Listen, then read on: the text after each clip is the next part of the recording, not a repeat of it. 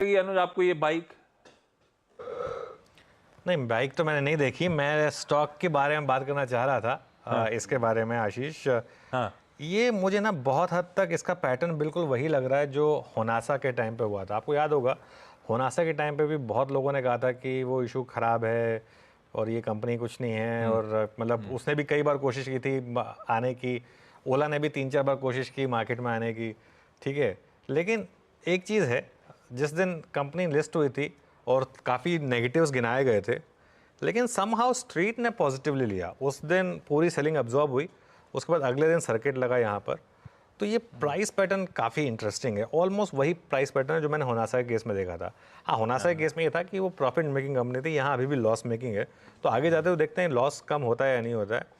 Personally वैसे एक चीज़ है, देखिए, अब मैं इसमें किसी के ऊपर कमेंट नहीं है, लेकिन मेरा ये मानना है कि कुछ कंपनियां हैं जिनमें आप दिल से चाहते हैं कि वो कंपनियां अच्छा करें।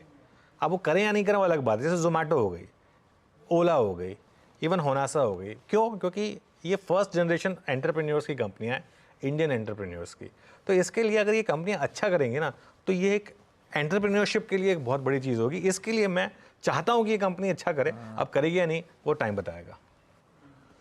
नहीं, आईपीओ ने तो पैसा बना दिया सबके लिए, बढ़िया वाला। और वाकई गजब के एंटरप्रेन्योर है। पहले मेरे को लगता था ओला कैब चला ली तो उससे कमाई हो गई थी, क्या जरूरत थी इतना रिस्क लेने की।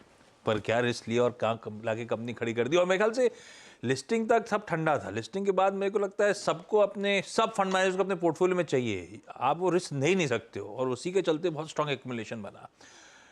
पार्थिव, ओला इलेक्ट्रिक 110 पे ये लिस्टिंग ने सरप्राइज तो करा, एक्यूमुलेशन बहुत स्ट्रांग हुआ। एट 110 आप बायर हो या आप वेट एंड वॉच वाला मोड आ गया स्टॉक का? देखिए Ashish ji, I fully agree with what Anuj ji said कि आई थिंक जिस तरह का रिस्क लिया है और जिस तरह के एंटरप्रेन्योर है, वेरी वेरी अग्रेसिव। और आई नो समबडी जिन्होंने ओला का जो प्लांट है वो विजिट किया है, एंड दे वर परप्लेक्स्ड कि जिस तरह का state of art technology, robotics, जिस तरह की मशीनरी टाइप यूज की है, it is best in the world. I think हम काफी बार चाइना की बात करते हैं कि चाइना में जो प्रोडक्शन और मैन्युफैक्चरिंग की क्वालिटी है, I think this is at par और इवन स्लाइटली बेटर।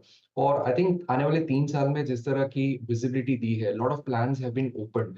मैं अभी चिप डिजाइनिंग और चिप्स की तो मैं वो साइड पे रख रहा हूँ। We still don't know, long way to go because it's not so easy. But ये जो इलेक्ट्रिक बाइक सेगमेंट है जहाँ पे अभी तक इंडिया में ज्यादा सक्सेस नहीं मिली, तो I am just putting in the next 3 years numbers of very conservative numbers of 5 lakh units per annum. और जिस तरह की प्राइसिंग है 78,000 से 2 लाख के आसपास, अगर मैं मोटा मोटी 1 लाख की एवरेज सेलिंग प्राइस पर यूनिट गिनूं, तो incrementally bike division 5,000 to 6,000 crore incremental revenues add करेगा। प्लस जो स्कूटर सेगमेंट है वो तो अच्छा ही कर रहा है इनके लिए। आगे जाते आई थिंक की पॉइंट यही रहेगा कि जो बैटरी का कॉस्ट है उसमें अगर 20 to 30% मार्जिन की इंप्रूवमेंट होती है, तो आई think this can be a very very profitable venture. तो नो डाउट रिस्क है, एग्जीक्यूशन रिस्क है, कॉम्पिटिटिव रिस्क है, सब बात सही है। मुझे लग रहा है कि यहाँ पे आई थिंक इन्वेस्टर्स को उनके पोर्टफोलियो के एलोकेशन का 2 to 3% ऐसे स्टॉक्स में डालना चाहिए। यही सेम स्टोरी मुझे याद है जब मैं यूएस था, टेस्ला के बारे में थी। मैसिव लॉस मेकिंग कंपनी थी, पीपल ने राइट ऑफ कर दिया था, $14-17 का प्राइस था। उसके बाद जिस तरह का ट्रांसफॉर्मेशन किया, जो वेल्थ क्रिएट की है, I am not saying something similar can happen in Ola, but लेकिन ये कंपनी में आई थिंक रिस्क बनता है।